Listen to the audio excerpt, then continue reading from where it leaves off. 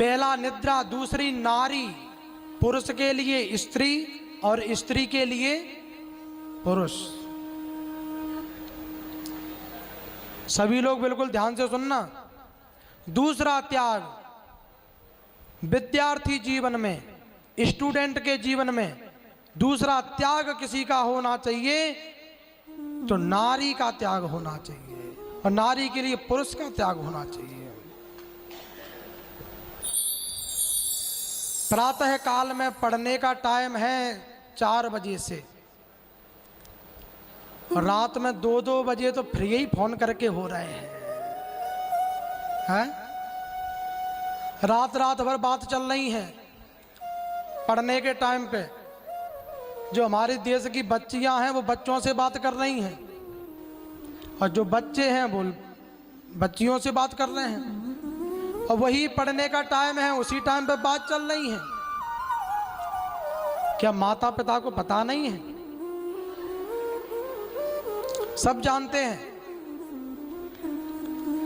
सबके माता पिता जानते हैं। आपके बच्चे सुबह 10-10 बजे तक सो करके जग रहे हैं, तो क्यों जग रहे हैं? इसका क्या कारण है? आपको भी पता है कि सबके बच्चे 2 बजे तक तो पढ़ नहीं रहे हैं, और जब 2 बजे तक बच्चे नहीं पढ़ रहे हैं तो 10 बजे तक क्यों जग रहे हैं? क्योंकि रात भर बात करने में लगे हैं। और सब इसको जानते हैं। अगर हमको अपने बच्चों को वास्तव में पढ़ाना है तो बहुत कंट्रोल करना पड़ेगा।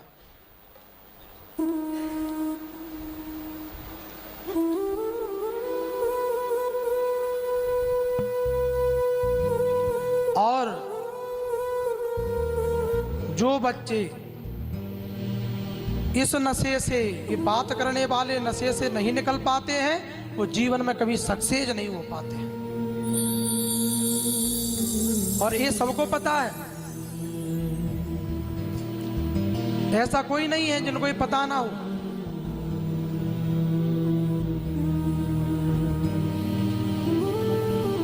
लेकिन हम कभी कंट्रोल नहीं करते, हमने कभी कंट्रोल नहीं किया।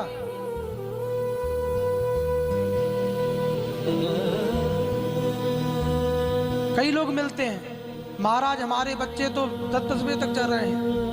प्रसन्नता होती है लोगों को, अरे तुम मूर्ख हो, अपने बच्चों का नाश कर रहे हो।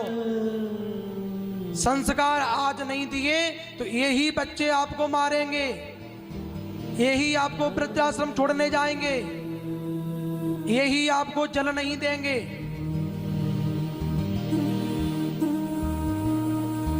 आज आपको जो अच्छा लग रहा है वो ही कल बुरा लगेगा।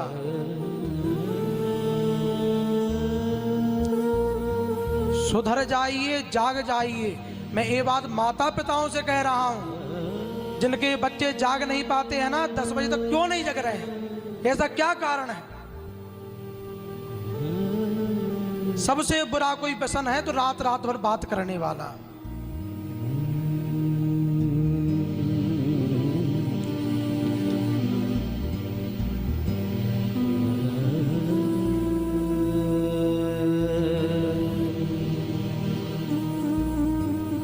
और जिसको पता हो कि हमारे बच्चे इस स्थिति से गुजर रहे हैं, वो कभी मंदिर पे मत जाओ बच्चों के लिए कुछ मांगने के लिए।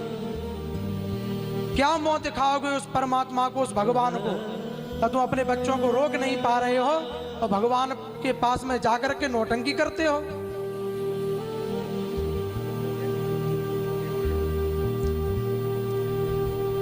भगवान तो आपके बच्चों को सद्बुद्धि तब देंगे जब आप उनमें संस्कार डालोगे।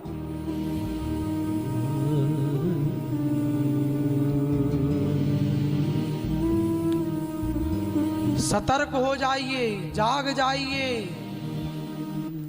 अगर यह समय निकल गया तो जीवन में यह समय लौट करके नहीं आएगा बच्चों के जीवन में पढ़ने वाला।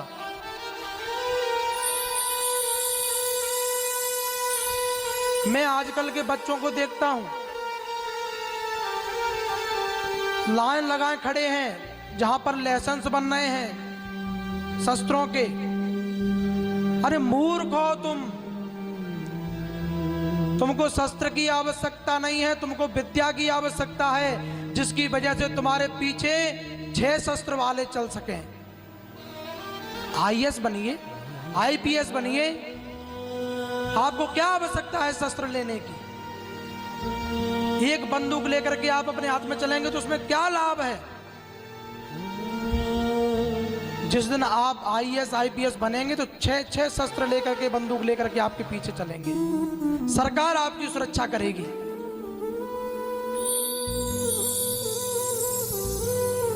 इस चीज को हम क्यों नहीं समझ पा रहे हैं?